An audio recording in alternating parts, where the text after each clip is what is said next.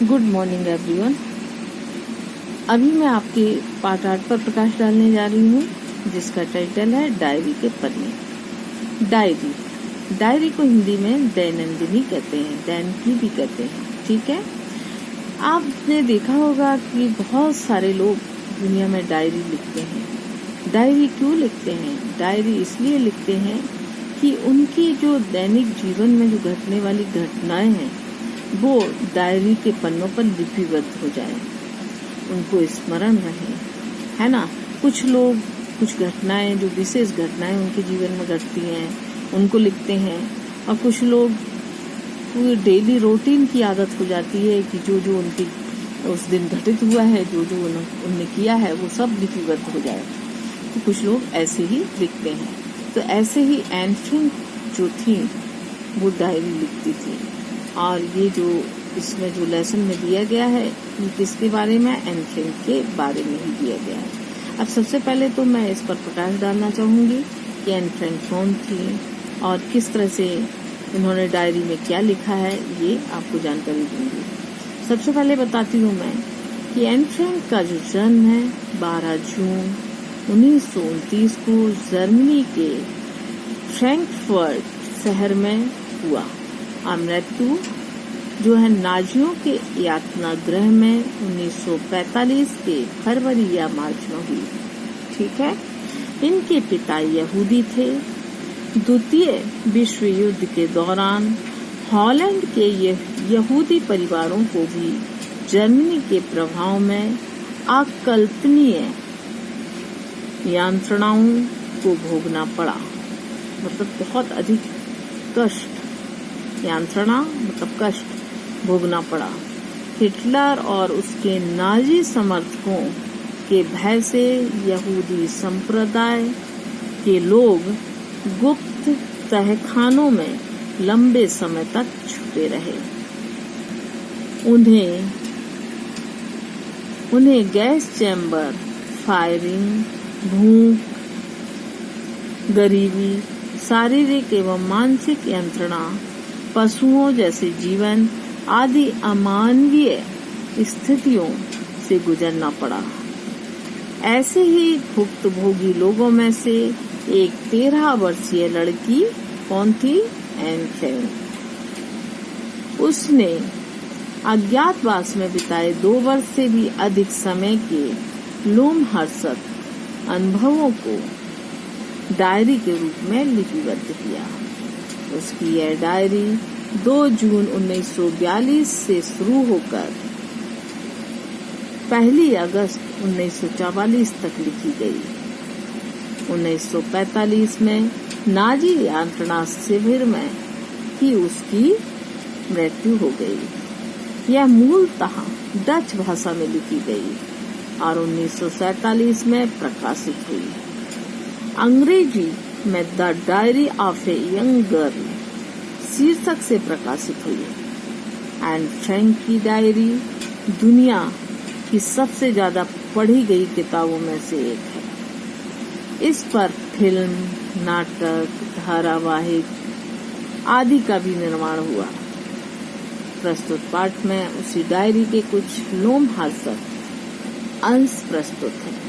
ठीक, तो ये जो डायरी है ये किस तरह से उस समय जो हमारा कौन था, हिटलर था और नाजी समर्थक थे, ये लोग किस तरह से अत्याचार करते थे लोगों के ऊपर, किस तरह से उन्हें यंत्रणा देते थे, किस तरह से परेशान करते थे, किस तरह से उन्हें मारते पीटते थे, इस सब का वर्णन किया गया है। किस तरह से लोग गरीबी में जीवन व्यतीत करते थे, हाँ, कुछ खाने पीने भी उनको नहीं मिलता था। ये सब का वर्णन इस पाठ में किया गया है डायरी के माध्यम से। अब चूंकि ये पाठ काफी बड़ा है तो मैं पूरा तो आपको बता नहीं पाऊंगी। हाँ, इसका थोड़ा सा जो सारांश है वो आपको बताने जा रही हूँ। आप लेसन पढ़ लीजिएगा। ठीक है, सार पर प्रकाश डाल रही हूँ। तो ये पाठ जो है डायरी शैली में लिखा गया है। इसकी रचयिता कौन है? Anne Frank. यह 13 वर्ष की लड़की थी। यह यहूदी परिवार से संबंधित थी। हिटलर और नाजियों ने यहूदी समुदाय पर बहुत जुल्म ढाए थे। वह 2 जून 1942 से 1945 तक यातना शिविर में रही।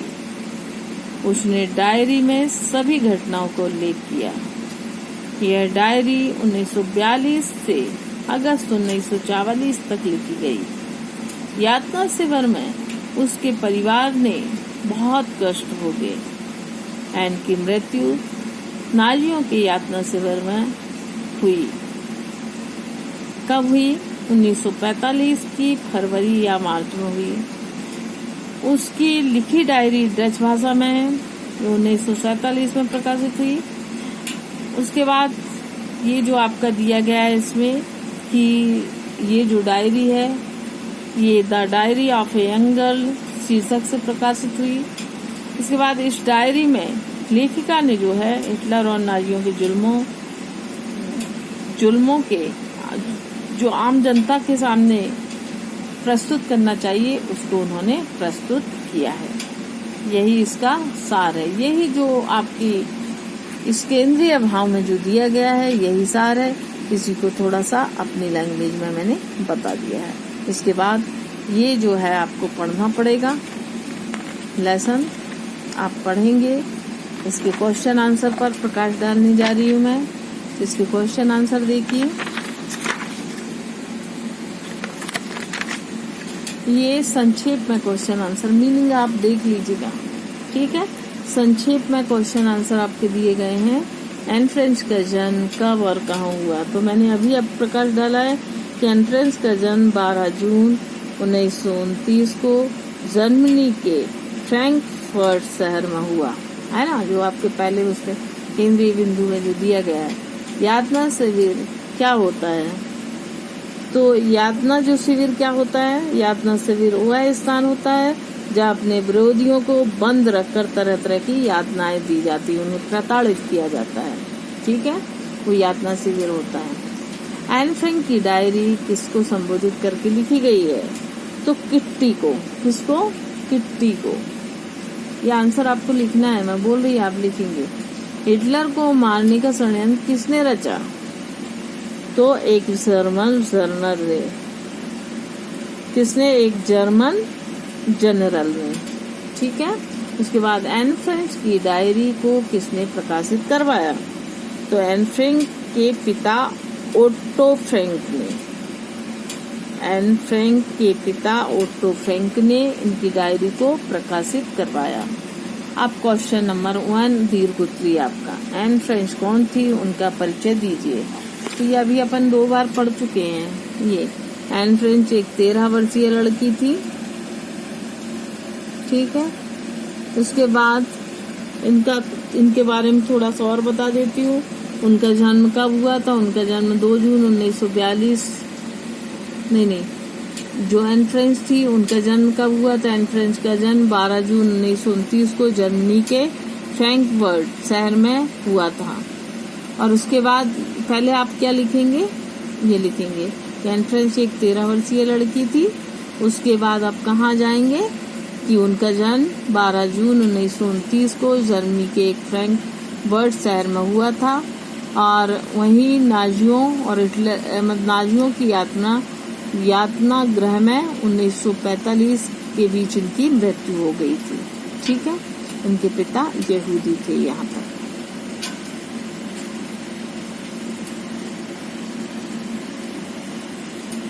ये भी लिख सकते हैं। वैसे द्वितीय विश्व युद्ध के दौरान हॉलैंड के यहूदी परिवार को भी जर्मनी के प्रभाव से अकल्पनीय यंत्रणाओं को भोगना पड़ा। यहाँ तक ठीक, यहाँ तक पहला आंसर है। सेकंड क्वेश्चन आपका क्या कर रहा है?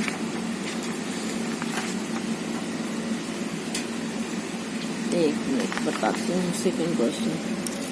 सेकंड क्वेश्चन है कि डायरी लिखने का समय कौन सा था? उन दिनों विश्व में क्या घटना घटित हो रही थी? तो आप फिर से आ जाइए यही पहले पेज पे। तो आपका ये दिया है, डायरी लिखने का समय 2 जून 1942 से शुरू होकर 1 अगस्त 1944 तक था, ठीक। उसके बाद यहाँ से लिखना है आपको, उन दिनों द्वितीय विश्व युद्ध चल रहा था, नाजियों के अत्याचार बढ़ रहे थे। ये आपने उतना लिखा, उसके बाद ये लिखना है, ठीक है। उसके बाद आपका question number third. Question number third आपको ये दिया गया है। क्वेश्चन नंबर थर्ड आपको मैं इसी में मार्क कर दी हूँ, लिख दी हूँ। लेखिका क्या सुनकर अवाक रह गई और क्यों? अपने पापा को एमएस के बुलाए जाने के नोटिस को सुनकर अवाक हो गई, क्योंकि वह इसका मतलब समझती थी। यातना शिविर के दृश्य उनकी आंखों में तैर गए। वो उसका मतलब समझती थी और यातना शिविर के जो दृश्य उनकी आंखों में तैर गए। फिर चौथा, लेखिका गिरफ्तारी के पहले कहाँ छिपकर रही? तो लेखिका गिरफ्तारी के पहले पिता के ऑफिस की इमारत में, कौन सी, तल मंजिल पर बने गोदाम के भंडार में छिपकर रहेंगे, ठीक है। ये आपका आंसर। उसके बाद आपका ये जो पांचवा क्वेश्चन है, पांचवा जो क्वेश्चन है आपका, हिटलर किन से क्या बातें कर रहा था? तो ये आप निकाल लीजिए, पेज नंबर 67, पेज नंबर 67। ये आपका दिया हुआ है, देखिए, शुक्रवार 19 मार्च। इसमें यहाँ से हिटलर घायल सैनिकों से बातचीत कर रहे थे, ठीक है। क्या बात कर रहे थे? आप कहाँ जख्मी हुए थे, किस किस्म का घाव है। फिर उसके बाद घायल सैनिक अपने जख्मों को दिखा रहे थे और गर्व महसूस कर रहे थे, ठीक है। ये आपका उसका आंसर है।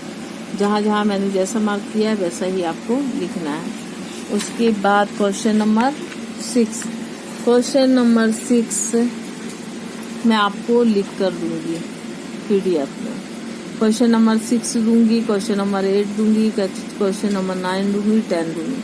7 इसमें मिल गया है, डचों की नैतिकता के बारे में लेखिका की धारणा का क्या आधार था? ये मैं आपको बता देती हूँ। ये आपकी बुक में मैंने मार्क कर दिया है डचों के आधार पर। तो ये आपका है पेज नंबर 68, ठीक, पेज नंबर 68 ये आपका दिया है, ठीक। डचों की नैतिकता, ये देखिए आप, ठीक है। डचों की नैतिकता अच्छी नहीं थी, इसे लेकर ये काम चला रहे हैं, ठीक है। ये क्वेश्चन नंबर 7 हो गया। आंसर पूरा यहाँ से यहाँ तक आप लिखिएगा।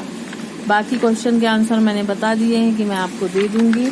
एक्सरसाइज भी आपको PDF में दूंगी। आपका ये लेसन भी फिनिश। ओके।